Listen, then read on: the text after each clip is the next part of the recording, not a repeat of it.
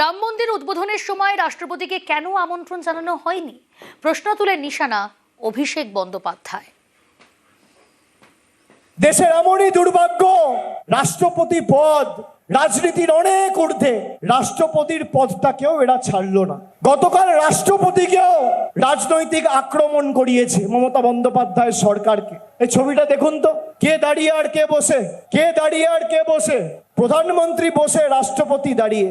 আমরা নাকি রাষ্ট্রপতির অপমান করছি।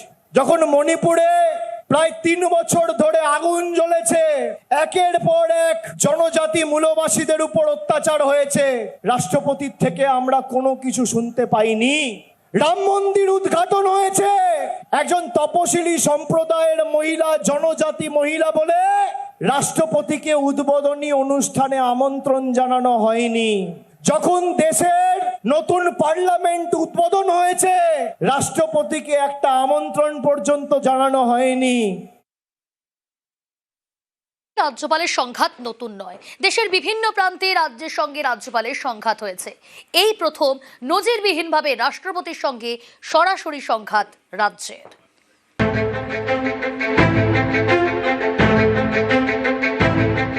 সিভি আনন্দ বোসের পদত্যাগ নিয়ে শুরু হয়েছিল সংঘাত।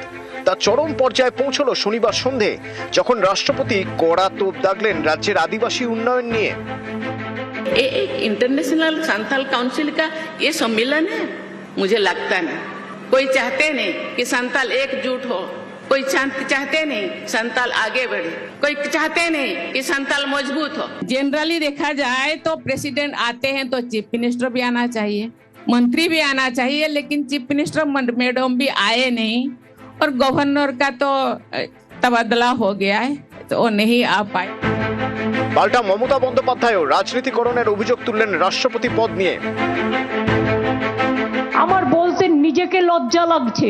মাননীয় রাষ্ট্রপতি, তাকে আমরা সম্মান করি, তাকে দিয়েও পলিটিক্স বেচতে পাঠানো হয়েছে, বিজেপির এজেন্ডা বেচতে পাঠানো হয়েছে। I am sorry madam, I have a great regards for you, but you are tapped by the BJP policy.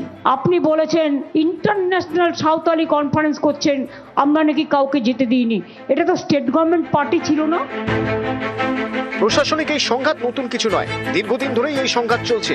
বারবার অভিযোগ উঠেছে রাষ্ট্রপতি পদ ব্যবহার করে এবং রাজ্যের সঙ্গে আলোচনা না করে রাজ্যপালকে নিয়োগ করা হচ্ছে, কোনো কিছু না জানিয়ে রাজ্যপাল পরিবর্তন করা হচ্ছে। 2014 থেকে 2019 পশ্চিমবঙ্গে রাজ্যপাল ছিলেন কে শ্রীনাথ ত্রিপাঠী। 2017 সালে উত্তর 24 পরগনার বাদুড়িয়াতে গোষ্ঠী সংঘর্ষ হয়, চরমে ওঠে রাজ্যপাল সংঘাত।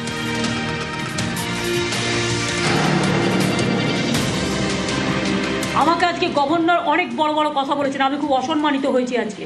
আমি মানুষের দয়া এখানে আছি, মানুষ যেদিন চাইবে না আমি চলে যাব। Be peaceful, please restore peace, law and order. Please see that Bengal prospers industrially, commercially and in all respects. 2019 সালে পশ্চিমবঙ্গে রাজ্যপাল পদে নিযুক্ত হন জগদীপ ধনখড়, তাঁর সঙ্গেও রাজ্যের সংঘাত।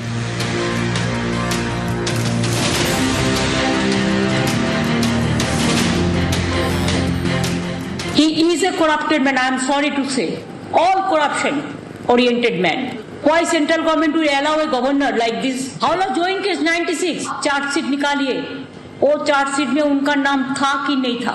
These are most unfortunate. The entire world knows. It is in public domain. No one has been convicted in Hawala case. It was expected of you. Can you indicate which charge sheet? Where is governor's name? Your governor has not been charge sheeted. 2022 সালে পশ্চিমবঙ্গে রাজ্যপাল হন CV আনন্দ বোস।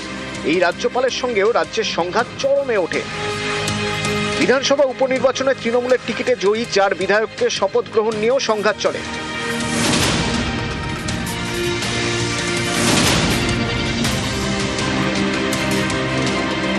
রাজভবন থেকে বরানগরের বিধায়ক সায়ন্তিকা বন্দ্যোপাধ্যায় এবং ভগবানগোলার তৃণমূল বিধায়ক রেয়াত হোসেন সরকারকে চিঠি পাঠানো হয়। তাতে বলা হয়েছিল রাজ্যপাল ডেপুটি স্পিকারকে শপথ বাক্য পাঠ করানোর দায়িত্ব দিয়েছিলেন, কিন্তু সায়ন্তিকা বন্দ্যোপাধ্যায় ও রেয়াত হোসেন সরকারকে শপথ বাক্য পাঠ করিয়েছেন স্পিকার বিমান বন্দ্যোপাধ্যায়। এতে রাজ্যপালের নির্দেশ অমান্য করা হয়েছে। পাল্টা সুর চড়ান মুখ্যমন্ত্রী। তিনি বলেন, রাজভবনের যদি শপথের অধিকার থাকে, বিধানসভারও শপথের অধিকার আছে। ওদের বোঝা উচিত রাজ্যপাল নমিনেটেড, আর এখানে বিধানসভা ইলেক্টেড। সিভি আনন্দ বোস রাজ্যের অন্তত 8টি বিল আটকে রেখেছেন বলে অভিযোগ করে রাজ্য। এই পরিস্থিতিতে বৃহস্পতিবার রাজ্যপালের পদ থেকে ইস্তফা সিভি আনন্দ বোসের। বাংলার নতুন রাজ্যপাল হয়েছেন RN রবি। নিউজ 18 বাংলা। তৃণমূল সরকারের আমলে আদিবাসী উন্নয়নে একের পর এক প্রকল্প চালু, ভাতা, শিক্ষা সহায়তা ও সামাজিক নিরাপত্তা কর্মসূচি চালু হয়েছে। সোমরাজ রয়েছে আমার সঙ্গে। সোমরাজ, 2011 সালের পর থেকে রাজ্যে আদিবাসী সম্প্রদায়ের উন্নয়নে নানান কর্মসূচি, 2013 সালে আদিবাসী সম্প্রদায়ের সামগ্রিক উন্নয়নে ট্রাইবাল ডেভেলপমেন্ট ডিপার্টমেন্ট গঠন করা হয়। সব মিলিয়ে একাধিক উন্নয়ন হয়েছে। দেখো, একদমই 2011 পর থেকে আদিবাসীদের উন্নয়নের জন্য একাধিক প্রকল্প রাজ্য সরকার নিয়েছে, যার মধ্যে রয়েছে জয় জোহার। অর্থাৎ এই জয় জোহারের ক্ষেত্রে যারা বয়সে প্রবীণ তাদেরকে প্রতি মাসে 1000 টাকা পেনশন দেয় রাজ্য সরকার। শিক্ষাশ্রী স্কলারশিপ আদিবাসী ছাত্রছাত্রীদের জন্য চালু করেছে রাজ্য সরকার। এমনকি চালু করা হয়েছে পোস্ট মেট্রিক স্কলারশিপ আদিবাসী ছাত্রছাত্রীদের জন্য।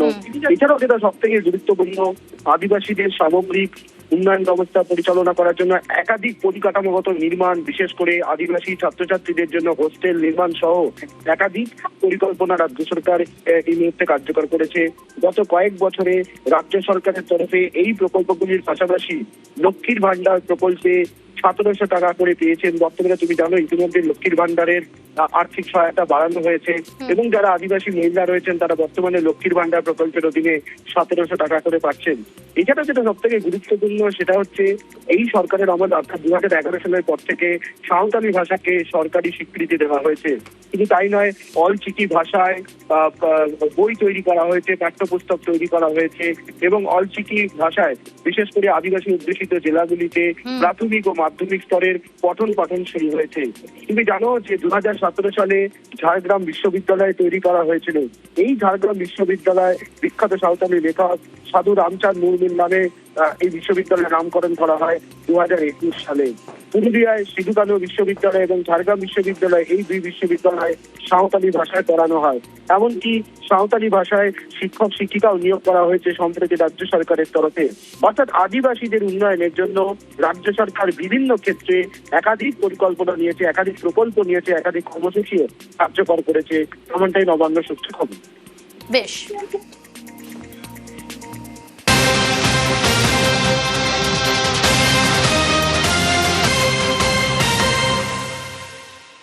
এবার রাষ্ট্রপতিকে আদিবাসী উন্নয়ন রিপোর্ট। রাষ্ট্রপতি রাজ্য সংঘাতের মাঝে পাল্টা কৌশল তৃণমূল কংগ্রেসের। এবার রাষ্ট্রপতিকে আদিবাসী উন্নয়ন রিপোর্ট। আবির রয়েছে আমার সঙ্গে। কি পাল্টা কৌশল তৃণমূলের, আবির? দেখো, কিছুক্ষণ আগেই মঞ্চ থেকে বীরবাহা হাসদা মমতা বন্দ্যোপাধ্যায়ের কাছে তিনি আবেদন করেন যে আদিবাসী সম্প্রদায়ের বা জনজাতি সম্প্রদায়ের যারা জনপ্রতিনিধিরা রয়েছেন বা সাংগঠনিক কাজে যারা রয়েছেন তারা বিজেপি শাসিত বিভিন্ন রাজ্যগুলোতে যেতে চান এবং রাজ্যের যে কাজ হয়েছে আদিবাসী জনজাতি সম্প্রদায়ের উন্নয়নের জন্য সেই সংক্রান্ত তালিকা তারা সেখানকার মানুষের কাছে জমা দেবেন। বীরবাহার বক্তৃতার মাঝেই তাকে থামান মমতা বন্দ্যোপাধ্যায় এবং তিনি উল্লেখ করেন যে তোমার আবেদন আমি মঞ্জুর করলাম, তোমরা যাবে বিজেপি শাসিত রাজ্যগুলোতে, সেখানে মানুষের কাছে তুলে দেবে আদিবাসী সংক্রান্ত উন্নয়নের পাঁচালী। একই সঙ্গে তোমাকে জানিয়ে রাখি, ইতিমধ্যে তৃণমূল কংগ্রেসের সংসদীয় দলের তরফ থেকে ইতিমধ্যেই রাষ্ট্রপতির কাছ থেকে অনুমতি চাওয়া হচ্ছে। 10 জন সাংসদ তারা সেখানে যেতে চান এবং তারা সেখানে গিয়ে যে আদিবাসী জনজাতি সম্প্রদায়ের জন্য যে সমস্ত কাজ করা হয়েছে সেই সমস্ত কাজের তালিকা তারা তুলে ধরবেন। এছাড়া দলীয় স্তরে সিদ্ধান্ত নেওয়া হয়েছে, একাধিক সাংসদ বিধায়ক যারা নেতা রয়েছেন তাদেরকে দায়িত্ব দেওয়া হয়েছে যে সমস্ত আদিবাসী জনজাতি সম্পূর্ণ যে সমস্ত বিধানসভাগুলি রয়েছে সেখানে গিয়েও তারা যে কাজ করেছেন 2011-র আগে এবং 2011-র পর থেকে সেই সংক্রান্ত তালিকা তারা তুলে দেবেন। একই সঙ্গে রাষ্ট্রপতির কাছে তারা আবেদন জানাতে চলেছেন যে কেন এখনো পর্যন্ত অপরাজিতা বিল আটকে রাখা হয়েছে সেটা কেন ছাড়া হচ্ছে না, এবং একই সঙ্গে লক্ষ্মীর ভান্ডারের মতো প্রকল্পে কি ধরনের সুবিধা এছাড়া আরো একাধিক প্রকল্পের ক্ষেত্রে আদিবাসী জনজাতি সম্প্রদায়ের মানুষকে দেওয়া হয় সেই কৌশল প্রচারের ক্ষেত্রে তুলে নিয়ে আসছে তৃণমূল কংগ্রেস। তারই রেস করে সিদ্ধান্ত গ্রহণ করছে তৃণমূল কংগ্রেসের শীর্ষ নেতৃত্ব। বেশ।